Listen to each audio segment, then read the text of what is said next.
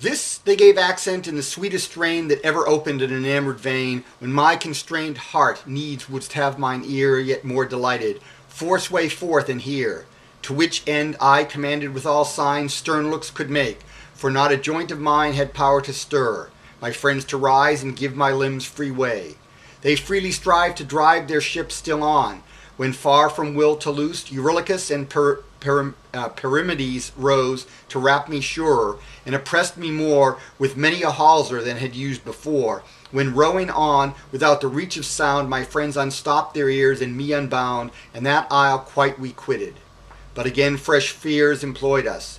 I beheld a main of mighty billows, and a smoke ascend, a horrid murmur hearing. Every friend astonished sat, from every hand his oar fell quite forsaken. With the dismal roar were all things there made echoes. Stone still stood our ship itself, because the ghastly flood took all men's motions from her in their own. I through the ship went, laboring up and down my friends' recovered spirits. One by one I gave good words, and said, that well were known these ills to them before. I told them all, and that these could not prove more capital than those the Cyclops blocked us up in. Yet my virtue, wit, and heaven-helped counsels set their freedoms open. I could not believe, but they remembered it, and wished them give my equal care and means now equals trust. The strength they had for stirring up they must rouse and extend, to try if Jove had laid his powers in theirs up, and would add his aid to scape even that death. In particular, then, I told our pilot that past other men he most must bear firm spirits, since he swayed the continent that all our spirits conveyed in his whole guide of her. He saw there boil the fiery whirlpools that to all our spoil enclosed a rock, without which he must steer. Of all our ruin stood concluded there. All heard me and obeyed, and little knew that, shunning that rock, 6 of them should rue the rack another hid. For I concealed the heavy wounds that never would be healed to be by Scylla opened. For their fear would then have robbed all of all care to steer or stir an oar, and made them hide beneath, when they and all had died an idle death. But then even I forgot to shun the harm Circe forewarned, who willed I should not arm, nor show myself to Scylla, lest in vain I ventured life. Yet could I not contain, but armed at all parts, and 2 lances took, up to the foredeck went, and thence did look the rocky Scylla would have first appeared, and taken my life with the friends I feared. From thence, yet no place could afford her sight, though through the dark rock mine eye threw her light, and ransacked always. I then took a strait that gave myself and some few more receipt twixt Scylla and Charybdis. Whence we saw how horridly Charybdis' throat did draw the brackish sea up, which when all abroad she spit again out, never cauldron sawed with so much fervour, fed with all the store that could enrage it, all the rock that did roar with troubled waters, round about the tops of all the steep crags flew the foamy drops. But when her draught the sea and earth dissundered, the troubled bottoms turned up, and she thundered. Far under shore the swart sands naked lay, whose whole stern sight the startled blood did fray from all our faces. And while we on her our eyes bestowed thus to our ruined fear, 6 friends had Scylla snatched out of our keel, in whom most loss did force and virtue feel. When, looking to my ship and lending eye to see my friends' estate, their heels turned high and hands cast up, I might discern and hear their calls to me for help, when now they were to try me in their last extremities.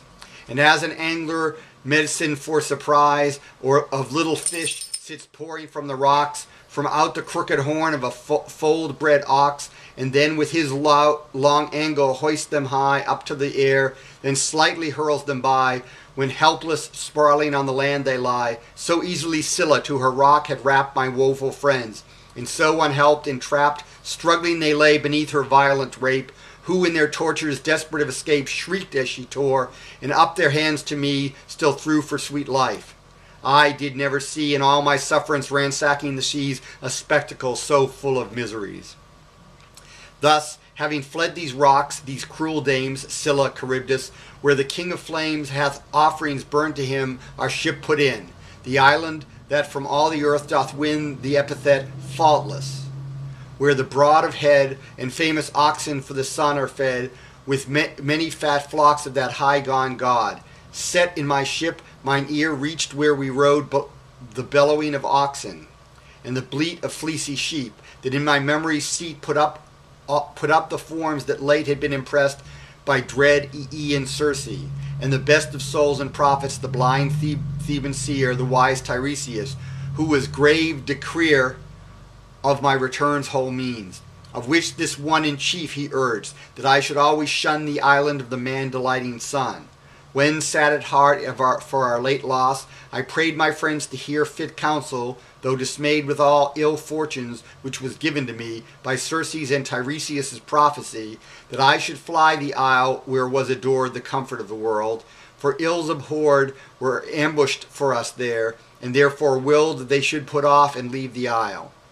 This killed their tender spirits, when Eurylochus a speech that vexed me uttered, answering thus: Cruel Ulysses, since thy nerves abound in strength, the more spent, and no toils confound thy able limbs, as all beat out of steel, thou ablest us too, unapt to feel the teeth of labor and the spoil of sleep, and therefore still waste us in the deep, nor let us land to eat, but madly now in night put forth, and leave firm land to strow the sea with errors.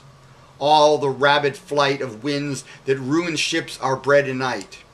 Who is it that can keep off cruel death, if suddenly should rush out the angry breath of Notus, or the eager-spirited West, that cuff ships dead, and do the gods their best? Serve black night still with shore, meat, sleep, and ease, and offer to the morning for the seas. This all the rest approved, and then knew I that past all doubt the devil did apply his slaughterous works. Nor would they be withheld. I was but one, nor yielded but compelled. But all that might contain them I essayed, a sacred oath on all their powers I laid, that if with herds of any richest flocks we chanced to encounter, neither sheep nor ox we once should touch, nor, for that constant ill that follows folly, scorn advice and kill, but quiet sit us down and take such food as the immortal Circe had bestowed.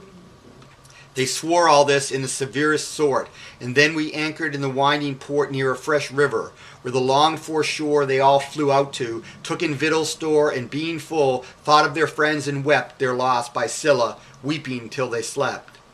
In night's third part, when stars begin to stoop, the cloud assembler put a tempest up. A boisterous spirit he gave it, drave out all his flocks of clouds, and let such darkness fall that earth and seas for fear to hide were driven. For with his clouds he thrust out night from heaven. At morn we drew our ship into a cave, in which the nymphs that Phoebus' cattle drave fair dancing rooms had, and their seats of state. I urged my friends then that, to shun their fate, they would observe their oath, and take the food our ship afforded, nor attempt the blood of those fair herds and flocks, because they were the dreadful gods that all could see and hear. They stood observant, and in that good mind had we been gone, but so adverse the wind stood to our passage, that we could not go. For 1 whole month perpetually did blow impetuous Notus, not a breath's repair, but his and Eurus' ruled in all the air. As long yet as their ruddy wine and bread stood out amongst them, so long not a head of all those oxen fell in any strife amongst those students for the gut and life. But when their victuals failed, they fell to prey. Necessity compelled them then to stray and rape of fish and fowl. Whatever came in reach of hand or hook, the belly's flame afflicted to it. I then fell to prayer, and making to a close retreat repair, free from both friends and winds, I washed my hands, and all gods besought, that held commands in liberal heaven, to yield some mean to stay their desperate hunger, and set up the way of our return restrained. The gods, instead of giving what I prayed for, power of deed, a deedless sleep did on my lids distill, for mean to work upon my friends their fill. For whiles I slept, there waked no mean to curb their headstrong wants, which he that did disturb my ruin chief at all times, and was chief to all the rest in counsel to their grief. knew well, and of my present absence took his fit advantage, and their iron strook at highest heat. For, feeling their desire in his own entrails to allay the fire that famine blew in them, he thus gave way to that affection. Hear what I shall say, though words will staunch no hunger. Every death to us poor wretches that draw temporal breath you know is hateful. But all know to die the death of famine is a misery past all death loathsome. Let us therefore take the chief of this fair herd, and offerings make to all the deathless that in broad heaven live, and in particular vow, if we arrive in natural Ithaca, to straight erect a temple to the haughty in aspect, rich and magnificent, and all within decked with relics many and divine. If yet he stands incensed, since we have slain his high-browed herd, and therefore will sustain desire to rack our ship, he is but one, and all the other gods that we atone with our divine rights will their suffrage give to our designed return, and let us live. If not, and all take part, I rather crave to serve with one soul death the yawning wave, that in a desert island lie and sterve, and with one pined life many deaths observe. All cried, he counsels nobly, and all speed made to their resolute driving. For the feed of those coal-black, fair, broad-browed, sun-loved beeves had placed close by our ships. They took the lives of sense most eminent. About their fall stood round, and to the states celestial made solemn vows. But other rights their ship could not afford them. They did therefore strip the curled-head oak of fresh young leaves to make supply of service for their barley cake. And on the sacredly inflamed for wine poured purest water, all the parts divine, spitting and roasting, all the rites beside, orderly using. Then did the light divide my low and upper lids, when my repair made near my ship, I met the delicate air their roast exhaled. Out instantly I cried and said, O Jove and all ye deified, you have oppressed me with a cruel sleep, while ye conferred on me a loss as deep as death descends to. To themselves alone my rude men left ungoverned, they have done a deed so impious, I stand well assured that you will not forgive, though ye procured.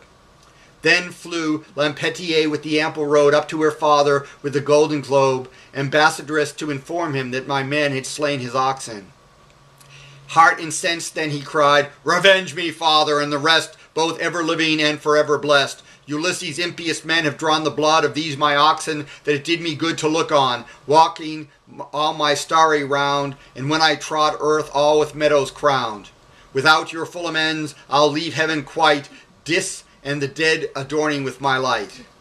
The cloud had answered, Son, thou shalt be ours, and light those mortals in that mine of flowers. My red-hot flash shall graze but on their ship, and eat it burning in the boiling deep.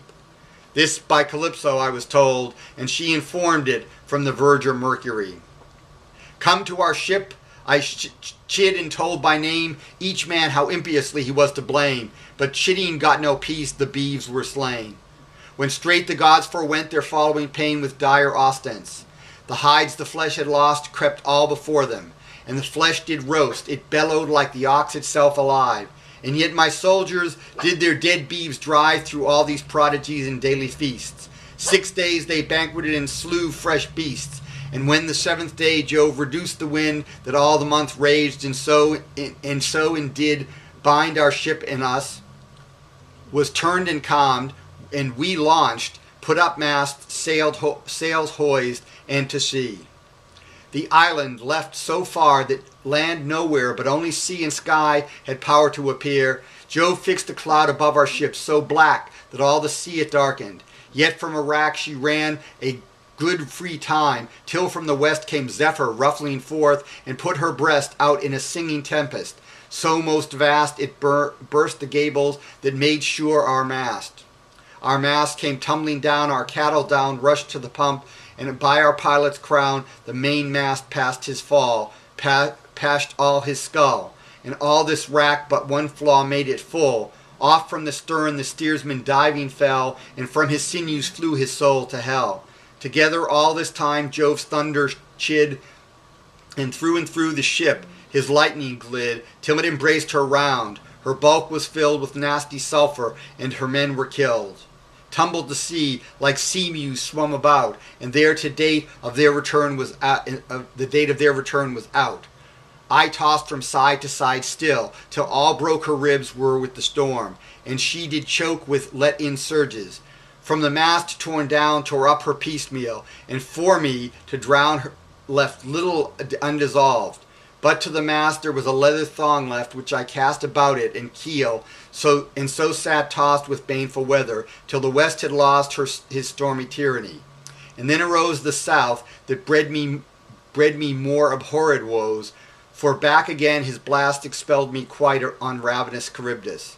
All that night I tottered up and down, till light nigh at Scylla's rock encountered, and the nigh dreadful Charybdis.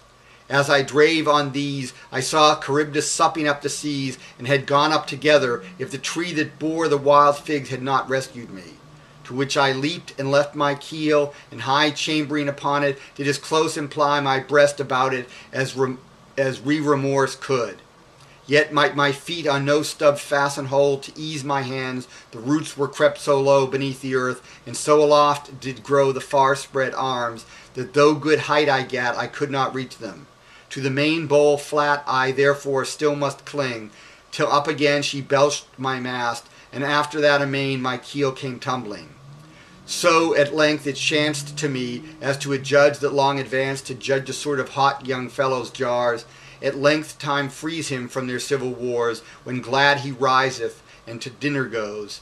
So time at length released with joy my woes, and from Charybdis' mouth appeared my keel, to which my hand now loosed and now my heel, I altogether with a huge noise dropped, just in her midst fell, where the mast was propped, and there rode off with oars of my hands. God and man's father would not from her sands let Scylla see me, for I then had died that bitter death that my poor friend supplied. 9 days at sea I hovered, the 10th night in the isle of Gygia, where about the bright and right renowned Calypso I was cast by power of deity, where I lived embraced with love and feasts. But why should I relate those kind occurrence? I should iterate what I impart to your chaste queen and you so late imparted, and for me to grow a talker over my tale again, were past my free contentment to sustain.